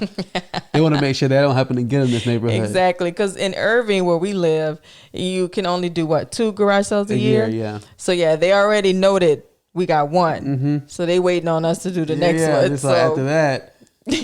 That's it. No more after that, guys. But it was pretty cool. We even got to meet neighbors that we didn't even know exist. Came by, introduced themselves, not from just our street, but from blocks, ahead. So that was pretty cool too. I mean, we met all kind of cool people. I mean, super dope backgrounds. Yeah, a chef, personal chef, a sushi chef, couple chefs. Yeah. Doctors. Yeah. And it was just a lot of like. It's just really cool to meet all the people from the community, all the different people in our neighborhood. Yeah, no, it was really great meeting all the new people. Mm-hmm. I'm not even sure they're new. Yeah, no, they weren't new. They've been here for a really long time. Yeah. So all these little diverse backgrounds. People even brought us cookies. Yeah. Luckily, they were store-bought because, if they were like homemade, I'd be like, I'm not sure about this. Yeah, we kind of iffy when it comes to homemade anything. Because, I was thinking about that situation I saw about like, it happened like 2 months ago where the parent, they were putting like semen or something like that in the muffins and giving them to kids or something like disgusting. that. Yeah, and they got arrested. And then you think like how many times do situations like that happen and no one knows about it. It's the same thing when you see like there's a food spots, they spit in the food or they do something. Yeah. And then you're like, you get it and you consume it, not thinking that because they're gonna shoot it with all this niceness and generosity, but they get off on like doing stuff like that. But how did they know that there was semen on the muffins? I don't know. I think they probably got something on because they found some material like pedophile material on their phone. So maybe they had like pictures of them doing it, videos of them doing it or something like that. Wow. And they said like, they put like body fluids and stuff like that in the food and gave it to kids to eat. That's so horrible. And I'm like, people are just so gross in this world. Yeah, but see, they probably shield that in like being nice and of course, generous and all that, So I just saw it and I was just like, now when people are like, hey, here we got fresh baked cookies, I'm like, oh. But you gonna eat it though? Yeah. you just say your little quick, you're like God made dirt and dirt don't hurt. Oh, you eat that cookie? That? Yeah, you just like God made dirt and dirt don't hurt. How many seconds did you give if something fell on the floor? Man, look. I don't know. For me, it wasn't like seconds. I would just, if it fell, I'd just pick it up and be like, eat it real quick. But I mean, that was when I was younger. Obviously, when you're kids, you don't really care. Now I wouldn't do it. If I drop something on the ground, I don't eat it off the ground. People dropping bananas and picking it up. See, that's nasty. Dust and everything be on it. If it's something sticky like that, no. If it's like chips, I'm like, okay, I can eat a chip because nothing really like attached to chips. But yeah, if it's something sticky, I'm good. Yeah, you can't get like ice cream and then put it back on. Rocks and pebbles on there. Dust. But see, if an apple fell, I'm like, cool, I can just wash it off, But yeah, not a banana. You can't wash off a banana. Yeah, when it comes to like what limits there are on food that drops, I don't know if there is a limit. For you, no, there's no limit. Yeah, there's no limit. You eat anything. I got a word for you though. What? What's that? So I might have 2 for you. One of them is precocious. Precocious. I think I heard that word before. I think you told me that word. Yeah, what do you think? I don't know. You be putting me on the spot. Okay, precocious is when someone's like beyond their years. Oh, You idol. know, yeah, like they're beyond their more mature. Yeah. You know, than you would think they are like basketball players who are like playing like NBA level in high school, very precocious, or a child who says something that's very mature of them. Yeah. You know, that's a precocious thing. That's cool. People always be like, "Oh, you've been here before. You got an old soul." Yeah, Yeah. yeah. And then the second one I like that I always heard it, but I never really understood or like knew where it was from. But like red herring, you heard of that? Someone's like a red herring, and red herring is like a distraction from the main thing. So it happens a lot in like what are those movies like? I'm about to say like a Marilyn Monroe. No. You know, like the thrillers, and you're trying to wonder who the killer is. Yeah. The red herring is like usually the butler. Oh, I see. You know what I mean? Okay, I get it. They throw you off by like making it seem like it's the butler. Yeah. But you know it's not the butler. Right, It's right. You know, it's the person who you're not even like paying attention to. Exactly. So the butler's usually the red herring. You know, and when you have like information and someone tries to like switch it up on you, yeah. and talk about something else, that's like a red herring. Gotcha. You Look, say, I misunderstood that whole thing. I was like, oh, like a Marilyn Monroe. You're like, no. Yeah, you know, so That's cool. kind of how that works, right? I like that. Did you know about the precocious one? No, I feel like I heard it before. I feel like you may have said it. Yeah. Yeah. And then red herring, have you heard that one? I always hear that, like I would hear it every now and then. I'm like, what do they actually mean by red herring? I don't think I've ever heard that before. In my head, you know what I think of when I hear red herring? What? What do you think of? I think of like an ocean or a sea or something. Oh, I think of a red bird. Oh, wow. Yeah, like that a makes red- sense. Yeah. I don't know what it is, but when people's like, oh, it's a red herring, I'm like, what's a herring? I was like, what kind of bird is that? A herring bird. Yeah. So now that I know those definitions, I'm like, oh, okay, now I understand it, you know, and how to apply it, you know. Okay, look at you. You know, just saying. Hey, know these what I'm are saying? the words I give are things that, you know, I feel like everyone needs to know. Yeah. They're important to communicating. Because, you know, they said that's the most valuable skill you can have. Yeah. Which is communicating. And I didn't know that the way that good communication is that, you know, when someone says, oh, I see what you're saying. Yeah. Like that's a key phrase of when you're able to communicate very well, people could see literally what you're saying. Exactly. You know what I mean? And yeah, all these different type of words, you know, just kind of give you better like specifics to something you're trying to describe or communicate, you know? So I see what you're saying. yeah. Yeah. Yeah, I get that. Anything else you want to kind of like touch on that's out there? No, nothing really. I mean, y'all already know what's going on. So no new updates except, you know, Kanye being Kanye. I think that's like the newest update so far. I don't even know if we could even talk about. I mean, not that I don't want to talk about it. It's just that I don't think there is any news there. That's what I said. It's just Kanye being Kanye. I mean, I feel like there's a lot of, you know, personal issues that he's going through, obviously, that he has to overcome or get help. But, you know. You know what's even sadder, though? Just so as a FYI, is that because Kanye is kind of like the victim and the perpetrator. Yeah.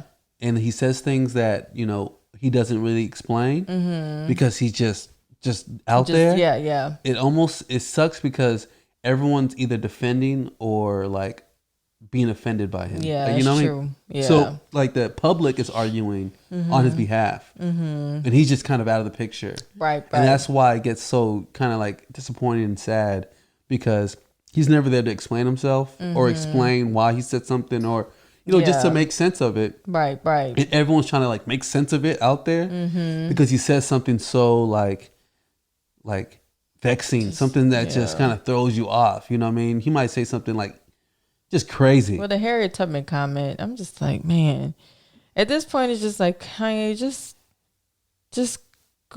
do something. Like, yeah, just, you know what I mean? Like, just you know go get help or something. Because the stuff he just be saying, it's just like, at this point, you just look at him, you just shake your head. You just be like, oh, Kanye. You know, Harriet Tubman's great niece responded. And she said what we said. Because we were talking about how, you know, like, she took them, you know, she freed them. Right. But whatever they did with their freedom is really up to them. It's up to them. You know? She ain't got nothing to do with that. And that's what she was saying. She's like, you know, if it wasn't for women like my aunt, you know, Harriet, as you say, like my Aunt Harriet, then we'll still be on plantations to this day. Yeah, It took people like her who were brave to make these moves. So like after she freed them, they started businesses, they did their own thing, and then some people were misinterpreting or interpreting it as maybe Kanye meant that even though they were free, they still went into a system that was primarily owned by white people, and therefore like it's not real freedom. But I'm like, he would have to explain that. Yeah. Like we can make those assumptions and think that's what he meant. Like, right. Like anything. But I feel like that's what we always do. He always says something that's just ridiculous. And then it's like, he always has to like explain himself. And then we have to figure out, oh, okay, that's what he meant. Or maybe he meant it like, I don't know. It's just always some type of explaining he got to do. It's never clear what he says. It's just always some kind of hoopla. Hoopla. Yeah, that's the actual word for it. Low. It's a circus, y'all. We live in a circus. Well, as you already know, this has been a great one. It's come to an end, y'all. Sorry, it was a short one. Yeah, a little bit shorter than usual. It was short and cute. We kept it short and cute.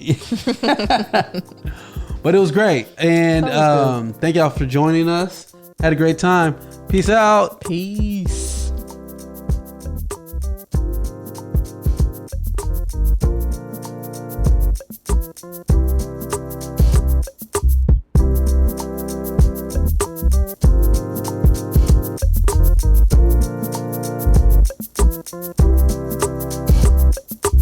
Remember that you cannot win without consistency, period.